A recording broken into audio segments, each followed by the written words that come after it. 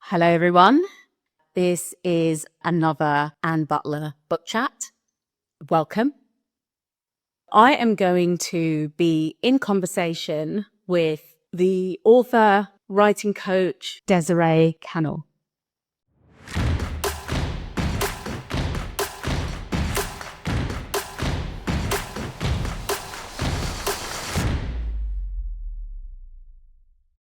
Welcome to this chat. Welcome everyone who's joined us. So good to see you all here. This is me, Anne Butler, the book griffin, in conversation with Desiree Kannel. Not tricky. Yes, at long last, we've found the time. We managed to coincide our schedule so that we can sit down and have this conversation. Desiree, please remind me where you're based. I am in San Antonio, Texas. San Antonio. The Alamo City. Alamo City. Yeah. So Desiree is based in San Antonio, Texas. Mm-hmm. And as many of you will know, I am based in London or just outside London. So I had the pleasure of reading one of Desiree's novels back at the beginning of this year. That's it. Lucky John. What a coincidence. I did sitting here. You just so happened to have it as I do. No. I'd added it to my to be read list probably a year and a bit ago. And every time it came up, I thought, no, this is not a light-hearted read. I need to read this book when my head is in a space to read something substantial rather than my usual fluff or the fluff that I often go to when I'm feeling a little bit out of sorts. And I had a long trip to make back in March, and I thought, yeah, read it on the plane. I really enjoyed it. Lucky John himself is a difficult character. Well, not difficult. Difficult isn't the right word. Difficult is not the right word. John is a character who it's difficult to sympathize with in the beginning. So the opening couple of pages of the story, I thought, I don't know if I'm going to like this guy. And then you tell us his story and the way you unwrap the layers. I really enjoyed that. I really enjoyed that. So thank you for giving us that. Thank you. Yeah. What you said, I heard a lot. And, as writers, we know, they tell us, your first few pages have to really grab the reader. Yeah. This guy, who he essentially puts the reader off. But, you could just get to the end of the first chapter. Yes. By the end of the first chapter, I thought there's a reason. There's a reason for all this. And the whole, no spoilers coming, I promise. But I love a family drama. I love a story about families, especially when it doesn't sugarcoat what families are actually like. So very, very beautiful characters, yes. Thank you for saying that, because for some reason, this is the first book I wrote, and I started it when I was in the MFA program at Antioch University. So I've been drawn to writing a story of infidelity for some reason. And I would sit down to write it from the woman's point of view, and it just wouldn't come and wouldn't come and wouldn't come. And then this guy just started talking to me. Yeah. And that the first chapter of this book is the only chapter that didn't go through substantial revision. I wrote the chapter, I submitted it to my workshop group at Antioch, and the feedback was really good. Yeah. So I just kept going. He was just like, no, you need to tell us from my point of view. So I did. Yeah, some parts were hard to write, but yeah, he came off as, there's no excuse for what he did, obviously, but we sort of get it's that old adage, every story has two sides. So he wanted to tell his story. Yeah, and the blurb really summed it up, I feel. The blurb that you wrote really summed it up. On the back? Yeah, when you talk about him still being stuck in that 13-year-old? Yeah. Yeah. 17, 17. Yeah. Yeah. He just felt that his life took a turn for the worse at that, right? And if he could only go back and fix that, everything would be great. But what he doesn't realize is that his life turned out pretty well. But he's so stuck with, it's that wrong that happened to him that he can't see. Yeah. I think a lot of us that mimics human nature, I think. It does. And I know that friends and I, have got, you get to a certain age and you've got two, maybe three really close friends who you can really open up to and you can share things with. And those three friends that I've got, whenever there's some family drama at my age, and we get together and we have a couple of cocktails, and I start railing about nothing like a cocktail. It's nothing like a cocktail. And we always end up with, but look at where we all are. Yeah, let's not forget where we are. Mm-hmm. We are at, we've got fewer years to come than we have already lived. Yes. Yeah. And let's not let the bad parts of those lived years sour the few years that we have left. Yes, that's really good advice. Yeah, I like that. I've gotten in the habit of I don't write a gratitude journal, but I consciously think of three things that I'm grateful for. At the beginning of the day or the end of the day, and not big things like I'm grateful I have a home, just little things like I'm grateful for meeting you. Thank you. Likewise. So, yeah. So the more you can focus on gratitude, the more that will come your way. I'm convinced of that. Yes. And, as writers, that's something we really need to focus on because, book sales don't go as well as we want them to. And all the other things that go wrong in this business. And we just need to focus on what we get, right? People ask, I read your book. I'm an author that can say which one. 15 years ago, I never thought I'd be able to say that, right? Yes, the same. I wanted to write for so many years and never really made the space to sit and work out, well, what is it that you want to write? What are you going to write? And let to write it. And it wasn't until I decided, yeah, I've worked long enough, I'm retiring now. And everyone around me said, well, what? I said, yeah, I'm done. Anyway, I'm writing a book. And then in July 2024, this was the original cover. This was the original cover after The Hurt. Okay. And it's what I wanted to write. My first book was always going to be a romance because I read a lot of romance. I love romance.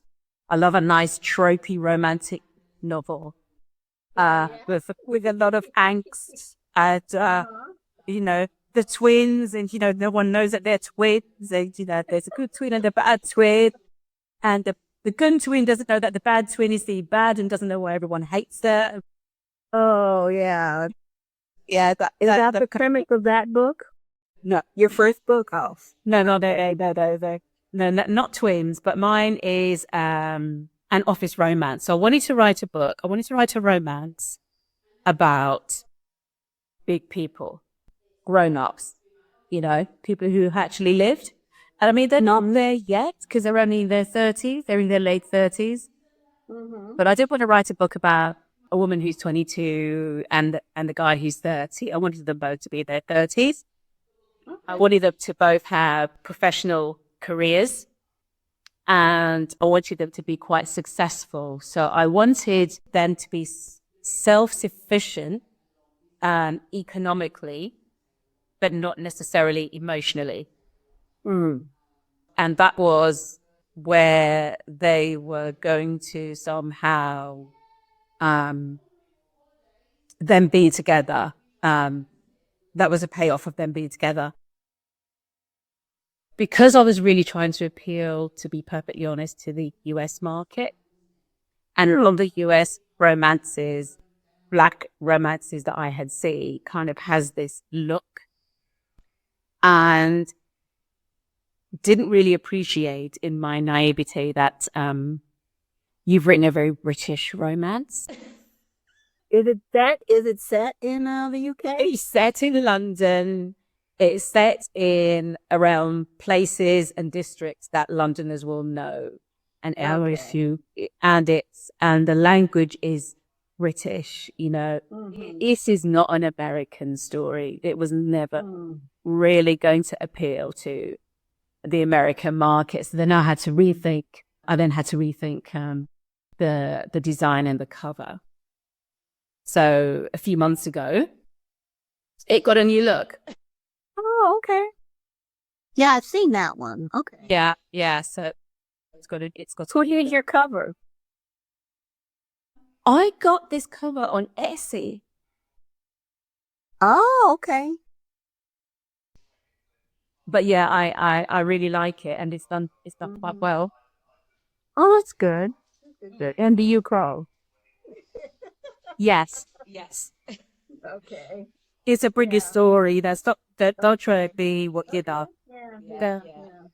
Well, that's what we all, we learn unless you have a solid agent and a very supportive publishing company. It's after the book is done, it's trial and error, right? It's trial and error. And I did have an agent, interested in this book.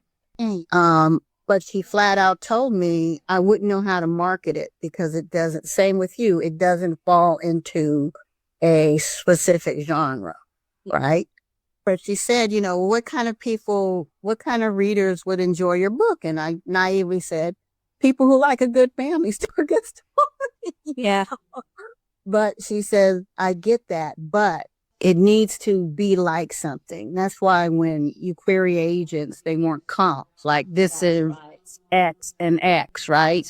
And we all kind of, oh, that's not, that's, we're whatever. It's not, I don't want to do that. It's too commercial. But that's how the business works. That's how the business works. Yeah. And it kind of makes sense because, sometimes I'll be on Netflix and I'm, I spend a half an hour trying to decide what to watch.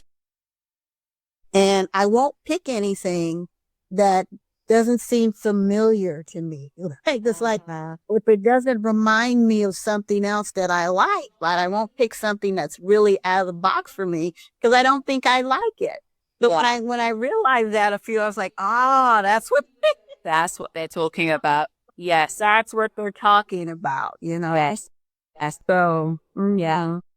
Those are all the things I learned with After the Hurt, because the other thing that was driving me was there are so many, I mean, there were dozens and dozens and dozens of, if not hundreds, if not thousands, of African-American romances. Like positive, not, he's not a gangster. She's not, trying to escape off her lies, one of those things. Yeah. There are dozens of them. And I thought, I cannot find the equivalent British story. Black British romances. And I sort of made posts about it. I even did a podcast episode about it. And I said, if they are there, show me where they are because I cannot find them. When I do find them, it's religious. So he's a pastor, she's a member of his congregation or vice versa. You know, is I didn't want those tropes. Yes, I know they're there. I have seen them. I have read them. But just like in the American market, where are the ones that, it's not talking about the diaspora, it's not talking about Windrush. I don't know if that term is familiar to use. A Windrush is, here in the UK, people talk about the Windrush generation. And it's a catch-all term for the increased migration from the Caribbean islands to the UK in the 1950s and 60s. And Whitrush is the name of a ship that a lot of people arrived on. So people talk about the Windrush generation, which is my mum's generation. She didn't come on a Windrush. She came on a plane. But when people say the Windrush generation, that's what they be. Okay, that's interesting. Yeah. Yeah. So that's what we mean. There have been Black people in the UK for centuries, but there was a significant increase after the Second World War and then for our 50s onwards. Yeah, so that there are a lot of Windrush related stories. So second and third generation, so people my age and younger, their stories always have that as a touchstone throughout the story. And I wanted, so I've been on a search for Black British romances that it's just a couple who meet and fall in love. Can we do that? Can we have that? Where are they? And I couldn't see any. I couldn't find any. And I thought, So race isn't an issue at all. They're just two people who fall in love. yes. I mean, that could be Black. yes, yes. And I really wanted to get away from the trope of the church, ex-con, recovering from addiction, recovering from all of the stereotypical things. And here they the baby mama drama. None of that. Yeah. Yes. Well, I hear that a lot. I hear that that's what people are wanting to write. Yeah. Hopefully people will start craving that and paying, to read that too. But I hear that a lot. So Yeah. And I do read them. I do read the baby mama drama books, and they are entertaining. But here we have something else, because on the other side, it exists. I think the tide is turning. I don't know. I hope so too. Because I remember, yes, this one, they're an African American family, obviously, but it could be any family. Could be any family. Yes, that's right. Any family, I think, except for his historical part. Yes, the great grandmother. Yeah, the great grandfather, I think, his origins in Galveston, Texas. The original Juneteenth, where Lincoln signed the Emancipation Proclamation in 1863, but they didn't hear about it until 2 years later in 1865. Yeah. So that's the Juneteenth celebration that we still. It's a national holiday, actually. Finally. Tell me about the Lady Bennets. Oh. The Delaney Bennett's. It's a book. Is a African American version of Jane Austen's Pride and Prejudice. So this book. Well, first, let me back up with this book. This book has a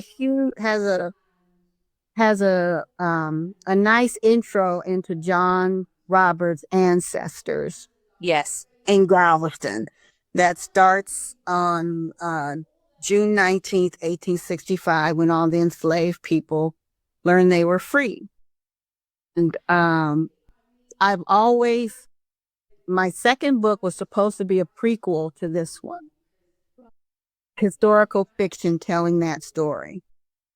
So this book published in 2020. It published, blah, blah, blah. 2021 came. My father died. And then we were in lockdown. I remember? Yeah, pandemic lockdown. So I could not turn myself to this book. I just couldn't. Two shows going on. Yeah, I was going through my files and all my old stories, and I saw the beginnings of this one.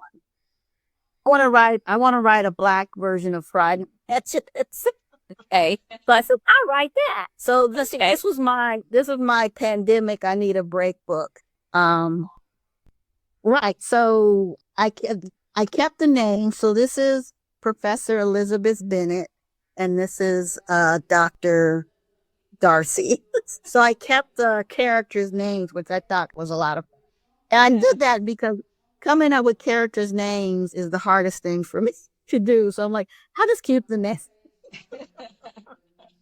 So it's set at a historical Black college here in North Carolina called Delaney University. That's why it's Delaney Bennett's.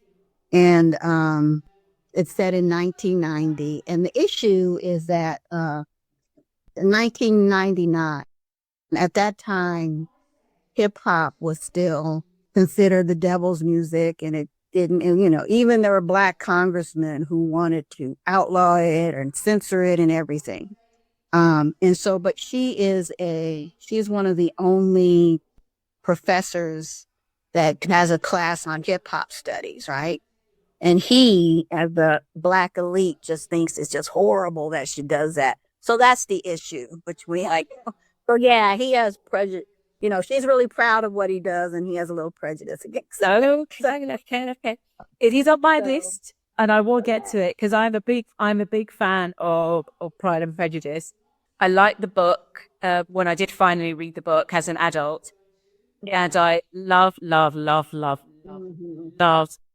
the BBC 1995 series. That's my favorite too. Which I have watched it so many times. No other version compares to that one. Jennifer Ely. Yes. Yeah. I believe that's how most Americans were introduced to Jane Austen. So I've read all her books. Ironically, novel form one is Persuasion in the novel form, but in the movie, I don't think it's read Persuasion yet. yeah, that's my favorite. There is an historical romance that shamelessly rips off Pride and Prejudice. And I am about to tell you what it is. It's the author is called Mary Ballock. I'm not sure if that's how you pronounce her name. And yeah, Slightly Dangerous. It's she wrote a series of books about an aristocratic family set in the, 18 whenever. And I enjoyed some of them were a little bit, but I do love a historical romance as well. And when I read the reviews of Slightly Dangerous before I bought it about 20 years ago, so it's on.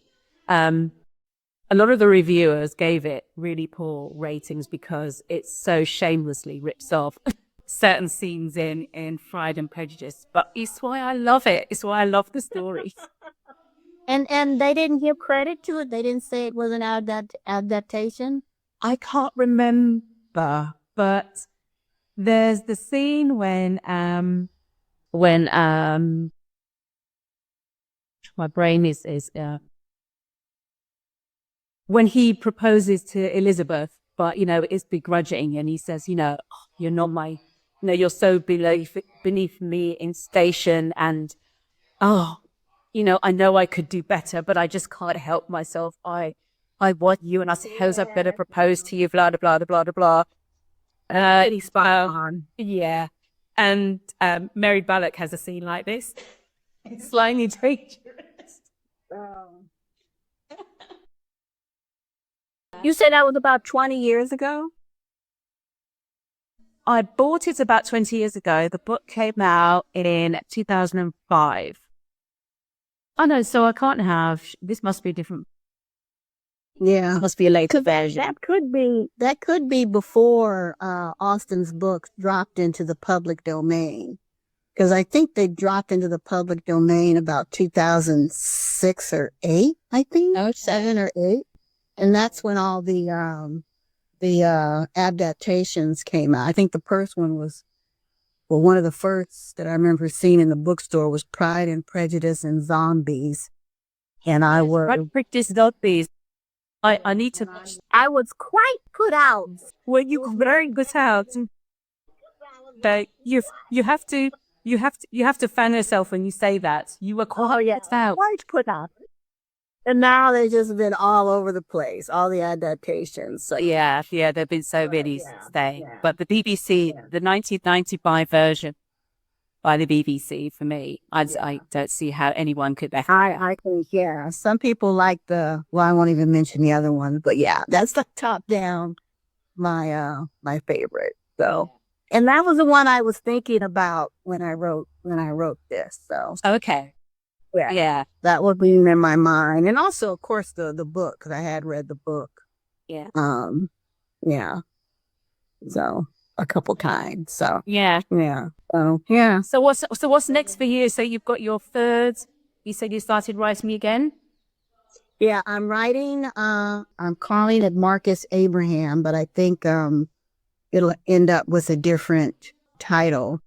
But it's taken me years. It's historical fiction.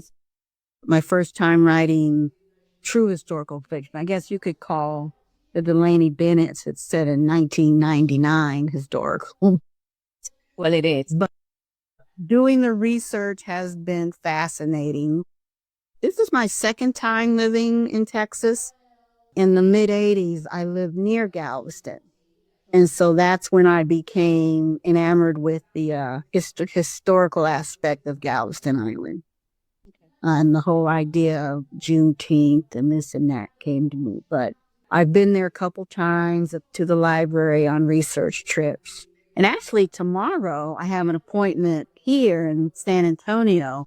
There's a pop-up exhibit of the colored troops that were in the Union Army during the Civil War. And that's, where my book is set. So I made an appointment with the archives here to go look at that tomorrow. So it's just, if you write historical fiction, that's the rabbit hole we fall down is, I need to do more research. And I don't. I really don't. I have enough. But I'm like, it's here. So why not? And it's please. So I'm going to go. Okay. So I want to be really respectful because I read a lot of books set, during enslaved times in the Civil War. And I just chafe at how disrespectful they are to that time in history. And I want to be really respectful of the enslaved population at that time. It's well documented. So you get right. Why would you go and do such research? We have the internet at our fingertips. Yeah, exactly. And I found some fabulous resources. So, yeah. Okay. I'm hope it's on the shelves in 2027. It won't be next year, that's for sure. But yeah. Well, let me know if you know how it's going, and if you need, I don't know enough of the history, but if you need a beta reader, just let me know. Okay, yeah, I might hit you up on that. Yeah, yes, no, that would be good. That'd be good to good. Yeah, and it's interesting because I belong to another international writers group called Barraquette Writers, and we meet once a month too, online. It's international, and there's 2 readers from Africa, one in Tanzania and one in Nigeria. And it's so interesting to me to hear their interpretation of the event. You know, things that I, as an African American, take for granted. You know, they don't. They need more padding around it. So that's been very interesting. Yeah. I mean, research is, I found myself pushed to do research even for the short stories I write for my podcast, because even though the stories may only be about 3,000 words, 2,500 words, if it's set in a particular period around specific events, I feel like I have to understand the effects before I borrow from them. Right. No, that's 100% true. You know, there's a saying that readers will believe the big lie, right? The fiction is the big lie. Yeah. But if we get the little details wrong, that's what throws them out of the story. That's when they're like, oh, this person knows what they're doing, you know? I'm reading a YA book with one of my students, and it's set in 1924, the Roaring Twenties in Chicago. And the young lady I'm reading with, she's in the 6th grade. But the author, and she's written a few books. She does really well, but she got the description of the phone wrong, right? Oh. Yeah, it would be a wall phone, and the character's like moving it closer to her, or she's dialing, and I'm like, the phones weren't like that. You know, I said, you couldn't get that right. There were pictures. Yeah, the phones weren't like that back then, and nobody. Yeah, so oh gosh, but my student, she doesn't care. I mean, which is great, and I didn't say anything to her. I didn't want to spoil it for her, but I'm just like, she got. So yeah, we want to, and the research that you do is great because you want to get the little details right. Yeah. Mm-hmm. Mm-hmm. Right. Yeah. So you guys all ready for Christmas over there? Not quite. We have a tradition in our home that, and my husband's birthday is the 10th of December, so tomorrow. So we have a tradition that we put the tree up on his birthday. Oh, that's nice. Any time before that is just poor behavior, if you ask me. We get the Christmas decorations come out in the store right around Halloween here now. So Yeah, it's the same here. It's the same here. It's been in our faces. Yeah. Been in our faces. Yeah. There's no Christmas carols. No carols at a time. But this doesn't have anything to do with writing, but I need to ask you a question. Okay. Because you're a Londoner, you're Britain. So I watch a lot of British TV shows, you know, the mysteries, right? And I wonder, is it true that, does this really happen when you go, you know, the detective will go knock on the person's door and they let them in, and every single time they offer them tea and biscuits? Do you guys really do that if somebody comes to your house to offer them tea? It's like people offer you something. People offer you something. So when we've got tradespeople come in to do anything, the first thing is, oh, before you get started, do you want a cuppa? Really? Yeah. I don't do that. Yeah. I was waiting. Is that every single time? Let me put the kettle on. It's like a cup. Yeah. And then they spin them down with the tea set and the biscuits, right? Well, no. So there's no tea sets. Nobody does that now. So it will be a mug. Okay.